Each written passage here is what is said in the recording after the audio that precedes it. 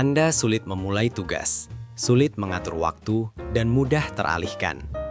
Bukan karena malas.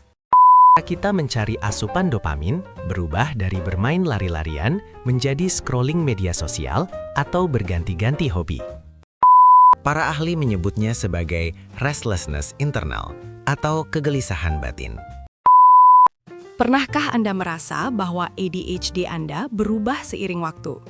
Saat kecil, Anda mungkin tidak bisa duduk diam, tapi sekarang Anda bisa duduk berjam-jam, meskipun pikiran Anda berlari maraton. Mengapa gejala ini seolah bermigrasi? Mari kita bedah rahasia sains di baliknya. Dulu, dunia medis mengira ADHD adalah gangguan anak-anak yang akan hilang saat dewasa. Namun, data terbaru menunjukkan 60% anak dengan ADHD membawa gejalanya hingga dewasa. Masalahnya, bentuk gejalanya tidak lagi sama. Bayangkan, ADHD seperti memiliki mesin Ferrari di otak Anda, tapi dengan rem sepeda tua. Saat kecil, mesin itu membuat Anda berlari ke sana kemari. Saat dewasa, mesinnya tetap kencang, tapi Anda belajar menginjak rem lebih keras di depan umum. Rahasia pertama ada pada perkembangan otak. Prefrontal cortex, pusat kendali eksekutif kita, terus berkembang hingga usia 25 tahun. Ini adalah bagian yang mengatur fokus dan kontrol impuls. Seiring matangnya bagian ini, hiperaktivitas fisik mulai jinak. Inilah yang disebut migrasi. Hiperaktivitas tidak hilang, ia hanya pindah ke dalam. Dari kaki yang tidak bisa diam menjadi pikiran yang tidak bisa berhenti berpikir. Para ahli menyebutnya sebagai restlessness internal atau kegelisahan batin. Semuanya kembali ke dopamin, molekul hadiah di otak kita. Pada penderita ADHD, otak selalu merasa kekurangan dopamin. Saat dewasa, cara kita mencari asupan dopamin berubah dari bermain lari-larian menjadi scrolling media sosial atau berganti-ganti hobi. Tahukah Anda, otak ADHD sebenarnya memiliki konektivitas yang lebih tinggi di area tertentu, yang membuat kita sangat kreatif. Namun, jalur komunikasinya seringkali mengambil rute yang memutar, bukan jalan tol langsung. Saat dewasa, kita belajar melakukan masking. Kita memaksa diri untuk terlihat tenang, mengikuti norma sosial, dan menyembunyikan kebiasaan aneh kita. Ini melelahkan secara mental dan seringkali membuat gejala ADHD terlihat seolah-olah sudah sembuh. Mengelola ADHD dewasa seperti mengelola perpustakaan tanpa katalog. Semua informasinya ada di sana, tapi Anda tidak tahu di mana meletakkannya. Masalah pengorganisasian ini menjadi lebih nyata saat tanggung jawab hidup meningkat.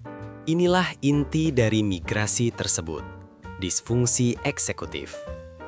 Anda sulit memulai tugas, sulit mengatur waktu, dan mudah teralihkan. Bukan karena malas, tapi karena konduktor di otak Anda sedang bingung menentukan instrumen mana yang harus dimainkan lebih dulu. Fakta menarik lainnya, hormon sangat berpengaruh.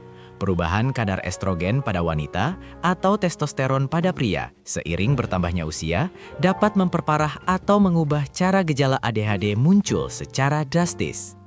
Gejala yang sering bermigrasi menjadi lebih kuat di masa dewasa adalah disregulasi emosi. Perasaan bisa berubah sangat cepat dan intens. Kita sering menyebutnya sebagai sensitivitas penolakan atau RSD. Tapi tunggu, ada sisi positifnya, hyperfocus.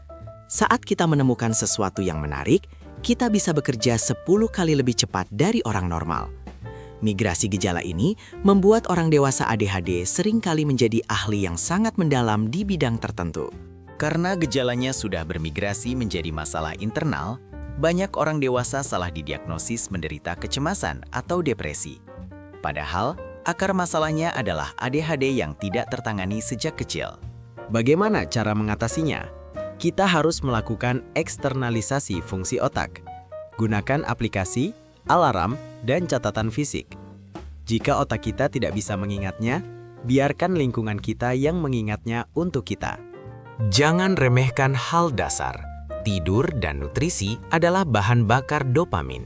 Bagi otak ADHD, kurang tidur 1 jam saja bisa merusak seluruh sistem kendali emosi dan fokus untuk esok harinya. Olahraga adalah cara alami untuk meningkatkan dopamin dan norepinefrin secara instan. Ini seperti memberi minyak pelumas pada mesin otak Anda yang berkarap, agar bisa bekerja lebih sinkron. Langkah terbesar dalam menghadapi migrasi gejala ini adalah penerimaan. ADHD bukan cacat karakter, melainkan perbedaan cara kerja kabel di otak. Berhentilah mencoba menjadi normal dan mulailah menjadi optimal versi Anda. Dunia mulai berubah. Kita sekarang memahami neurodiversitas.